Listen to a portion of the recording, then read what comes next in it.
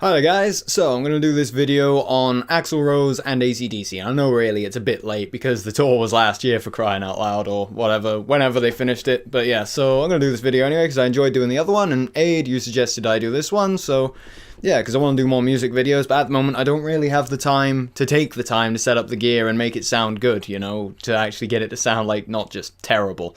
So I'm happy to talk on music stuff or whatever, because it's expanding my channel and I enjoy doing it. So yeah, Axl Rose joining ACDC. To sum it up in one word, I think it's awesome. And I don't know what they're going to do with it, you know, I don't know if they're going to do an album. I'd love to hear an album, but I don't think that's the case. But at any rate, I'll say why I think it was a good idea for him to join, and not any other singer that people have suggested. So yeah, first of all, Axl Rose's voice suits the Brian Johnson style of ACDC down to the fucking ground. They're so similar in the way they approach it, the tonality, the type of different things that they use on their voice, you know, different techniques and stuff that they use to make it sound the way it does. They're so similar, especially in the upper ranges, which Axl Rose has got absolutely nailed, no problem. You know, he's been doing the job that Brian Johnson was doing, and Brian Johnson didn't do it as good as Axl Rose is doing now. He didn't do it that good back in his prime. Axl Rose is nailing every single note on the records the way they were on the record, so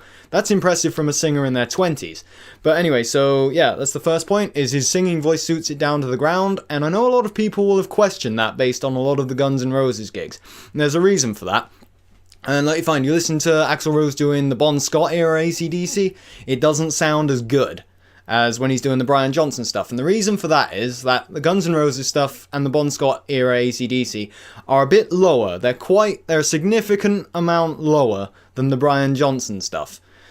Brian Johnson stuff is pretty damn high, you know, and, you know, I relate because, like, I have a similar type of voice to Axl Rose. I'm a singer, I have a similar type of voice, but obviously not as good, you know, he's in another league, you know, I'm just a fucking amateur trying, but, yeah, and the hardest bit of a voice for a man to get to work is in the middle. You know, it's similar for women, but they've got less issues because the vocal cords are smaller, their voices are naturally lighter and all that. So there's less of a big jump between the lower end and the higher end. But for a bloke, carrying the weight of the lower voice up through the range is really tricky. And in the middle notes, that really becomes obvious. The higher stuff is different because it takes a different approach. You're just wailing on those in the higher voice. It's not as hard. It's way harder to get a decent sound out in the middle.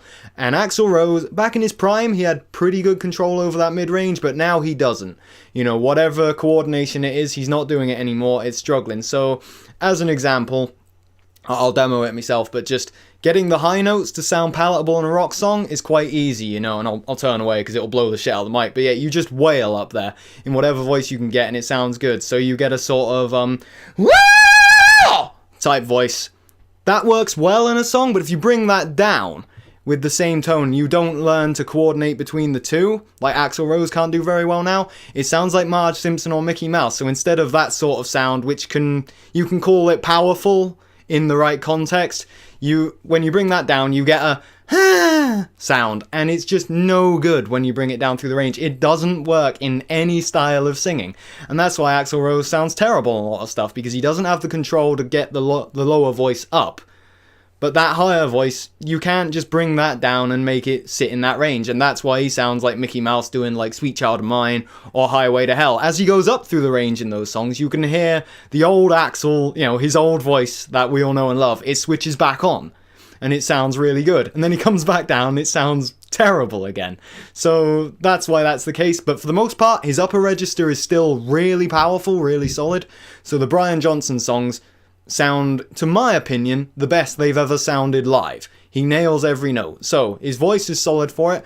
The second main point, and this will be the last one, there aren't too many points, I just think it's a good thing overall with Axl Rose singing, but the second main point, a lot of people have said, why not get a tribute band singer to step in? Or singers from other bands that sound more similar to Brian Johnson. The reason for that is, name me one other singer that isn't Steve Tyler or someone like that. Name me one other singer that has actually stood in front of a crowd of 50,000 people, night after night, and has the ability, you know, the power behind him to grab them by the balls and give them hell, like you need at a rock show. I don't think there's a single pub-level singer alive that could possibly do that job. Axl Rose is basically the only one left, you know. of all the singers about that has that type of voice, that range, and that just sheer oomph as a frontman, even to this day. You know, he still pulls that off. He's used to dealing with crowds like that, so it'd be silly to get any other, you know, like with Judas Priest or something, where they got Tim Ripper Owens as just a tribute band singer. And it worked for them, don't get me wrong, but this is ACDC we're talking about. Which, granted, Judas Priest is Judas Priest, but ACDC, a straight up rock and roll band, what they are known for is the raw energy they put out live. You cannot have an amateur, timid, pub band level singer stepping into that role and hope that's going to do the same job. They need someone with their own set. You don't want an imitator for that role. You want someone that can nail that job. And Axl Rose was pretty much it. So yeah, I was ecstatic to see it. I just find it really funny that because of the type of material, he sounds way better doing the AC/DC stuff than he does on most Guns N' Roses songs. So yeah, it's hilarious, but it's really cool to hear him just nailing that stuff, and I would love to hear an album, but I don't know if that's going to happen. I don't think so. And I still wish Brian Johnson could come back. You know, he is almost... There's a massive difference, the vibe of the band, with Axl Rose at the front and Brian Johnson, and, you know, AC/DC, yeah, I think of Brian Johnson. You know, I think of Brian Johnson and Angus Young, so I hope he comes back. I hope his hearing's getting better.